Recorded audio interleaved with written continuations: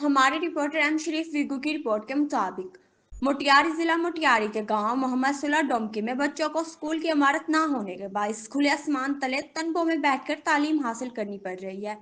शदीद गर्मी और बुनियादी सहूलत के फुकदान के बावजूद बच्चे तालीम के हसूल के लिए पुरअज़म हैं।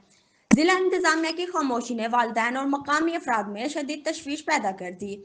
अवामी मुतालबा है कि हुकूमत को फौरी तौर पर स्कूल की इमारत तामीर करके बच्चों के मुस्तकबिल को महफूज बनाना जा सके।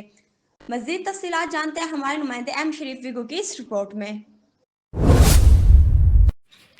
जी, मटियारी के यूसी 16 के गांव मोहम्मद साले डोमकी गवर्नमेंट प्राइमरी स्कूल की इमारत न होने की वजह से बच्चे शदीद गर्मी में तन्नों पे बैठकर तालीम मुहैया करने लगे।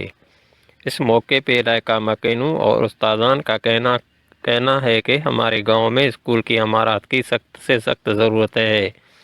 इंतहाई शदीद गर्मी में बगैर बिजली, बगैर सोलर सिस्टम और बगैर फर्नीचर के अलावा बच्चे ज़मीन पे बैठकर तालीम हासिल करने लगे हैं।